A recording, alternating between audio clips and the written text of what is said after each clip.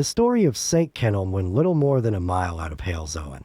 I struck off the high road through a green lane, flanked on both sides by extensive half-grown woods, and overhung by shaggy hedges that were none the less picturesque from their having been long strangers to the shears, and much enveloped in climbing, berry-bearing plants, honeysuckles, brambles, and the woody nightshade. As the path winds up the acclivity, the scene assumes an air of neglected wildness, not very common in England.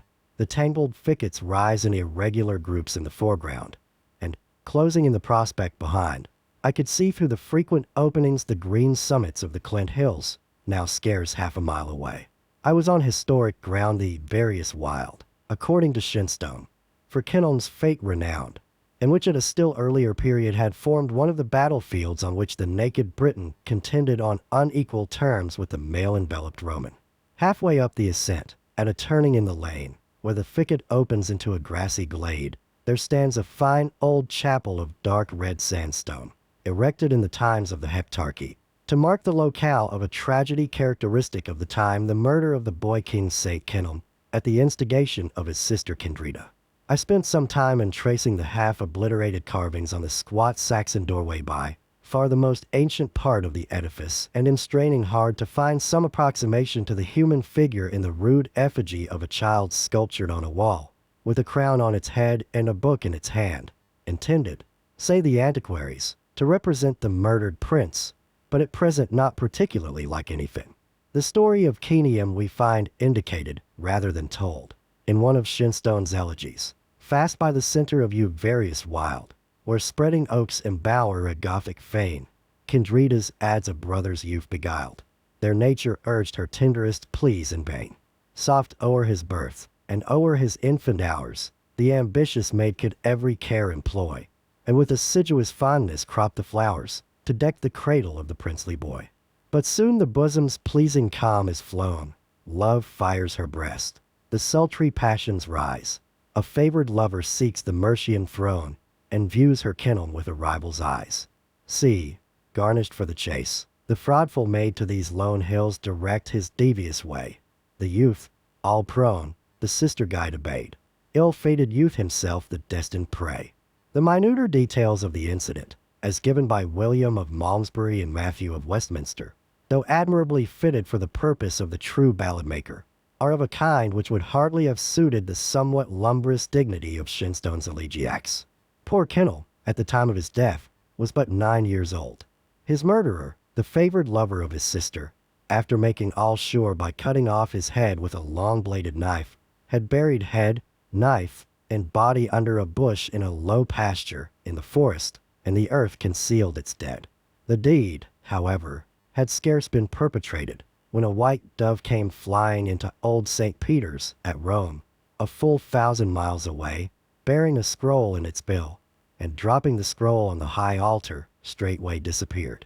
And on the scroll there was found inscribed in Saxon characters the following couplet, in Clent, in Canbago, Kenium, kinged born, lieth under a thorn, his hutta offshore. So marvelous and intimation miraculous among its other particulars, in the fact that rhyme of such angelic origin should be so very bad, though this part of the miracle the monks seemed to have missed was of course not to be slighted. The churchmen of Mercia were instructed by the pontiff to make diligent search after the body of the slain prince, and priests, monks, and canons, with the bishop of Mercia at their head, proceeded forthwith in long procession to the forest. And there, in what Milton, in telling the story, terms a mead of kine, they found a cow lowing pitifully beside what seemed to be a newly laid sod. The earth was removed, the body of the murdered prince discovered. The bells of the neighboring churches straightway began to ronge and appeal without man's help, and a beautiful spring of water, the resort of many a pilgrim for full 7 centuries after, burst out of the excavated hollow. The chapel was erected immediately beside the well, and such was the odor of sanctity which embalmed the memory of St. Kenelm, that there was no saint in the calendar on whose day it was more unsafe to do anything useful. There is a furrow still to be seen, scarce half a mile to the north of the chapel, from which a team of oxen, kept impiously at work during the festival of the saint, ran away, and were never after heard of, and the owner lost not only his cattle, but shortly after, his eyes to boot. The chapel received gifts in silver and gifts in gold, crowns and scepters and calices. There grew up around it, mainly through the resort of pilgrims, a hamlet which in the times of Edward I contained a numerous population and to which Henry III granted an annual lair. At length the age of the Reformation arrived. Henry VIII seized on the gold and silver. Bishop Latimer broke down the well. The pilgrimages ceased. The hamlet disappeared.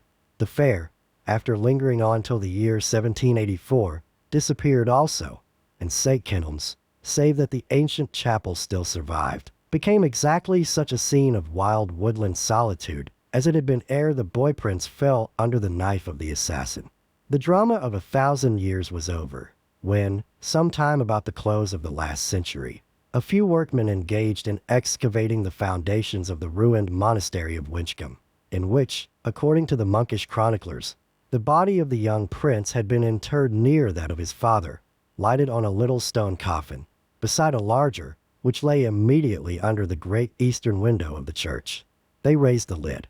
There rested within a little dust a few fragments of the more solid bones, a half-grown human skull tolerably entire, and beside the whole, and occupying half the length of the little coffin, lay a long-bladed knife, converted into a brittle oxide, which fell in pieces in the attempt to remove it. The portion of the story that owed its existence to the monks had passed into a little sun-gilt vapor, but here was there evidence corroborative of its truthful nucleus surviving still.